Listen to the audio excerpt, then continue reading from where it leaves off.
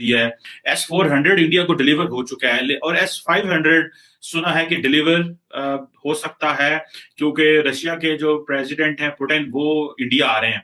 अब S-500 जो है वो एक जाहिर बात है ये surface to air missile system है और ये इंटरसेप्ट कर सकता है इंटरकॉन्टिनेंटल बैलिस्टिक मिसाइल को इंटरसेप्ट कर सकता है, हाइपरसोनिक क्रूज मिसाइल्स को और एयरक्राफ्ट्स को भी ये कर सकता है। 500 कोई आम दिफाई निजाम नहीं है।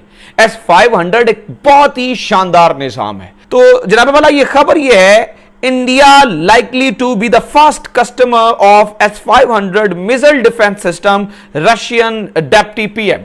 अब जो ये रशियन डेप्टी पीएम है नाज़रीन, इसका ये कहना है कि भारत वो पहला मुल्क हो सकता है जो कि रूस का बना हुआ S-500 डिफेंस सिस्टम यानी कि ये मिसाइल डिफेंस सिस्टम है वो खरीदे। और भारत को काफी ज्यादा चाइना से थ्रेट रहता था। अब भारत के पास S-500 मिसाइल सिस्टम आएगा तो आप देखिए कि किस तरह भारत जो है चाइना, पाकिस्तान और तालिबानों को थ्रेट करेंगे। और अमेरिका भी किसी तरीके से रशिया के ऊपर ना ही भारत के ऊपर पाबंदी लगाएगा, क्योंकि S-500 मिसाइल सिस्टम अगर भारत को मिलता है तो ये अमेरिका के फायदे में। एक तो भारत इस मिसाइल सिस्टम का इस्तेमाल पाकिस्तान के खिलाफ करेगा, दूसरा चाइना के खिलाफ करेगा, तीसरा तालिबानों के खिलाफ करेगा। तो ये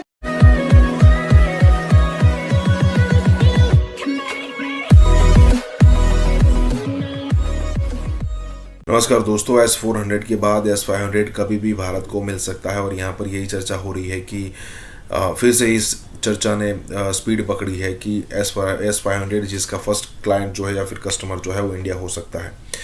अब देखिए, S-400 की तो हिस्ट्री है, ठीक है, रशिया खुद उसको यूज़ करता है, उसके अलावा टर्की जैसे कंट्री, चाइना जैसे कंट्री ने भी उसको परचेस करके रखा है। S-400 को इंडिया ने भी परचेस कर रखा है, लेकिन S-500 की किसी भी कंट्री के परचेस की न्यूज़ नहीं आ रही है या फिर इवन गॉसिप भी नहीं हो रही है, कोई वैसे भी न्यूज़ नहीं आ रही है सिवाय इंडिया। हो सकता है कि S-500 भी इंडिया परचेस कर ले। अब S-400 इतना सटीक है तो हो सकता है कि S-500 का भी सटीक होना ऑब्वियस है, क्योंकि S-400 की जो भी क्वालिटी होंगी वो तो डेफिनेटली यहाँ पर आएगी, लेकिन उसकी एक्स्ट्रा कुछ टेक्नोलॉजी डेफिनेटली होगी जो भी यहाँ पर इन्वॉल्व की जाएगी। कहने का मतलब यह है कि रशिया और इंडिया के बीच में रिलेशन और मजबूत होते जा रहे हैं और पाकिस्तान के लिए उतनी ही ये न्यूज़ खराब है। इसी के साथ ये वीडियो शुरू करता है। S-400 इंडिया को डिलीवर हो चुका है और S-500 सुना है कि डिलीवर हो सकता है, क्योंकि रशिया के जो प्रेसिडेंट हैं पुतिन वो इंडिया आ रहे हैं। अब S-500 जो है वो एक जाहिर बात है ये surface to air missile system है और ये इंटरसेप्ट कर सकता है इंटरकॉन्टिनेंटल बैलिस्टिक मिसाइल को इंटरसेप्ट कर सकता है, हाइपरसोनिक क्रूज मिसाइल्स को और एयरक्राफ्ट्स को भी ये कर सकता है। देखिए, जैसे मैंने S-500 की बात की, ये जो एयर डिफेंस सिस्टम है, अगर पुतिन आ रहे हैं अगले महीने तो वो हो सकता है कि वो ये चीज ऑफर करें। सुनने में आ रहा है कि वो ऑफर कर सकते हैं।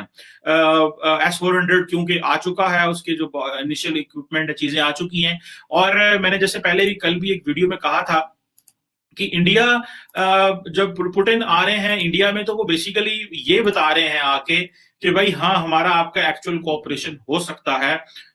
और वो पाकिस्तान नहीं आते, उसकी वजह ये है कि बिकॉज वो समझते हैं कि पाकिस्तान एक सीरियस कंट्री।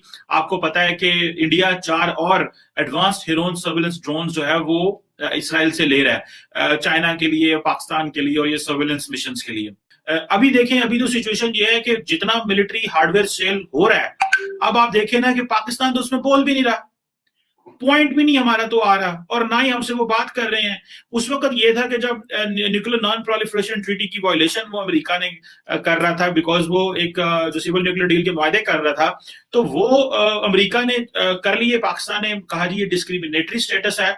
तो उस वक्त तो अमेरिका हमारी थोड़ी बहुत सुनता था, आज तो अमेरिका हमारी बिल्कुल ही नहीं सुनता। सो ये जो चीज है, मैं समझता हूं कि ये जो S-500 हम खरीद नहीं सकते, बल्कि S-400 भी हम खरीद नहीं सकते, क्योंकि अगर इंडिया जो है वो 5 S-400 ले रहा है तो उसमें वो तकरीबन $5.2 बिलियन की डील है। तो अभी जो 5 ड्रोन्स वो लेंगे तो अगर S-500 वो लेते तो इससे बड़ी डील होगी ऑब्वियसली। सो ये जो एक चीज है ये पाकिस्तान को थोड़ा मुश्किल में डालती है और हमारी जो हम समझते हैं कि खित्ते में आइंदा आने वाले दिनों में एक आर्म्स रेस जरूर शुरू होगी। S-500 तो वैसे बहुत शानदार डिफेंस सिस्टम है, ये सैटेलाइट तक को टारगेट कर सकता है। मिसाल है कि 500 किलोमीटर तो ये जेट को रोक सकता है, इसकी वैसे ये 600-700 किलोमीटर तक भी टारगेट्स को जो है टारगेट कर सकता है। इंडिया के अंदर वो कैपेसिटी कैपेबिलिटी है कि वो उसको वो ले रहे हैं as a partner to engage to deal with China. ये और नंबर 3 नाज़रीन, जो दावा भारत कर S-500 तो वैसे बहुत शानदार डिफेंस सिस्टम है, ये सैटेलाइट तक को टारगेट कर सकता है।